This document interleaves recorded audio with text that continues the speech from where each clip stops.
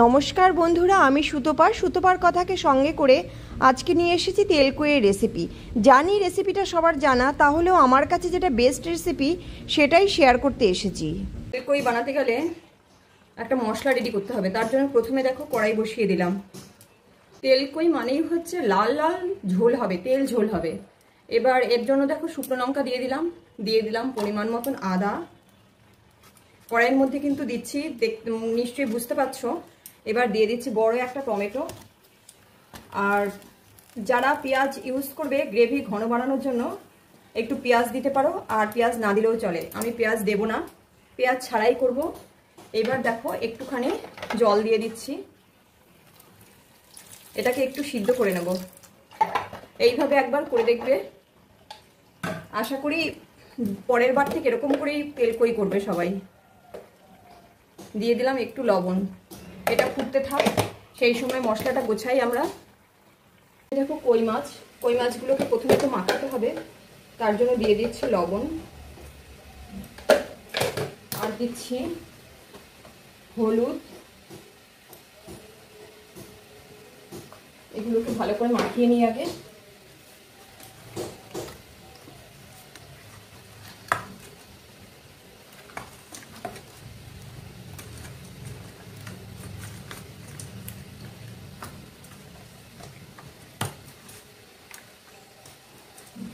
এটাকে সাইড করে রেখে দিয়ে এবার দিয়ে দিচ্ছি 1 চামচ পরিমাণে জিরে, আর দেব 1/3 চামচ ধনে। জিরের 3 ভাগের 1 ভাগ ধনে দিয়েছি কিন্তু। আর দিয়েছি জিরের সমানই প্রায় চালমগজ। জিরে আর চালমগজ সমান, ধনেটা কিন্তু কম। এই কটাকে পেস্ট করে নিয়ে আসি। প্রথমে শুকনো ঘুরিয়েছিলাম, তারপরে জল দিয়ে ঘুরিয়ে নিয়ে এসেছি। এইবার এটাকে রেখে সিদ্ধ মশলাগুলোর দিকে দেখি। এগুলো সিদ্ধ হয়ে গেছে, জলটা শুকিয়েও গেছে। এবার এগুলোকে কড়াই থেকে তুলে নিচ্ছি। এগুলোকে তুলে নিয়ে না একটু ঠান্ডা করব, ফ্যানের হাওয়াতে একটু ঠান্ডা করি, সেই ফাঁকে মাছটা ভাজা বসাই। ফের কড়াই বসিয়ে দিয়েছি দেখো। এবার কড়াইতে দিয়ে দিলাম তেল। মাছ ভাজতে হবে, সেই পরিমাণে তেল দিয়ে দিচ্ছি। এইবার এই তেলে দিয়ে দেবো মাছগুলো।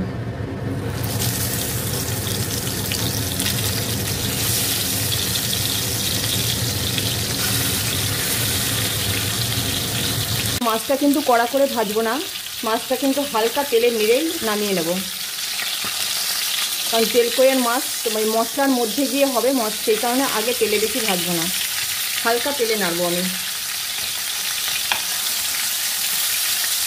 এক সাইড আমার হয়ে গেছে, দেখতেই পাচ্ছি কয়টুকু ভেজেছি। ওই সাইডে ভেজে আমি নামিয়ে নিচ্ছি। এই যে দেখো আমার এই অবস্থাতে নামিয়ে নেব।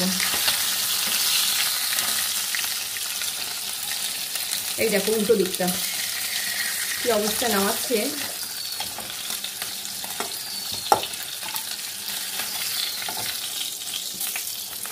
এই দেখো মাছগুলো, আমি পরেরগুলো দিয়ে দিই।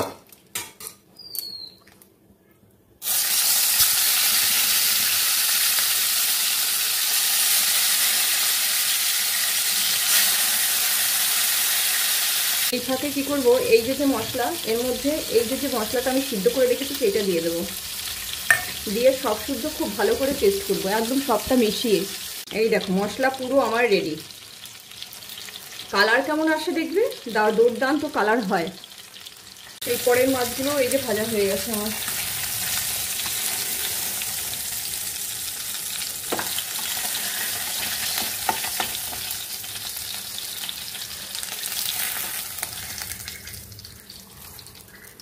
এইবার এই তেলে ফোড়নে দেবো। তেল যেটুকুনি আছে আর একটু লাগবে, আরও 1 টেবিল চামচ মতন তেল দিয়ে দিচ্ছি।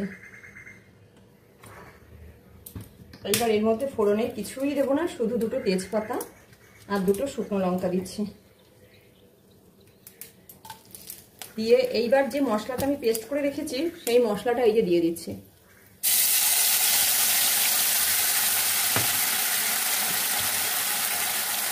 মিক্সির জারটা ধুয়ে জল দিয়ে দিই, এই জলটা দিয়ে মশলাটা কষাবো। মশলাটা খুব ভালো কষা হবে। এর মধ্যে দিয়ে দেবো পরিমাণ মতন লবণ। একটু লাগবে, আর লাগবে না, লবণ মশলার মধ্যে আছে, এইটুকুতেই হয়ে যাবে। আর দেবো পরিমাণ মতন হলুদ। এইবার মশলাটা পুরো ভালো করে কষাবো, একটু জল মেশানো আছে তো ভালো কষা হবে দেখবে মশলাটা। আর সিদ্ধ করা ওগুলো, ওই সিদ্ধ করার কারণে না টমেটো, আদা, কাঁচা লঙ্কার যে কাঁচা ভাব কিন্তু এমনিই কেটে গেছে, কাঁচা গন্ধটা। এইবার তেলের মধ্যে পুরো ভাজা হয়ে যাবে। এই 2 থেকে 3 মিনিট নাড়লেই দেখো মশলা হয়ে আসবে। এই যে দেখো মশলাটা আমার কিন্তু হয়ে গেছে, এই দেখো তেল ছেড়ে দিয়েছে সাইড দিয়ে, পুরো একদম মশলা তেল ছেড়ে দিয়েছে, কেমন কালার এসছে দেখেছো। এইবার উপর থেকে আমি মাছগুলো আগে দিয়ে নিই, অবশ্যই গ্যাসটা কমিয়ে দেবো। এবার জল দিয়ে দেবো, জলটা একটু বেশি দেবো, মাছগুলো কিন্তু ভালো ভাজা না, সেই কারণে মাছগুলো এই ঝোলের মধ্যে ফুটবে। এবার ফুটে ঝোল বেশি রাখবো না, কিন্তু মাছটা ভালো করে ফোটানোর জন্য আমি জলটা একটু বেশি দিয়ে দিয়েছি। এবার আগে ফুটে ঝোলটা ঠিকঠাক সেট হোক, তারপরে আবার আসছি। এই দেখো ফুটে কি অবস্থা হয়েছে, একদম কেমন কালার এসছে দেখেছো তো, একদম গ্রেভিটাও দারুণ হয়েছে, পুরো অনেকক্ষণ ধরে ফুটেছে। ঝোলটা এই অবস্থায় চলে এসছে, এইটুকু নামাতে হবে, এইটুকু না নামালে না মাছের গায়ে থাকবে না। একটু এই অবস্থায় দিয়ে দেব এই যে ধনিয়া পাতা, ধনিয়া পাতা দিয়ে গ্যাসটা অফ করে দেব।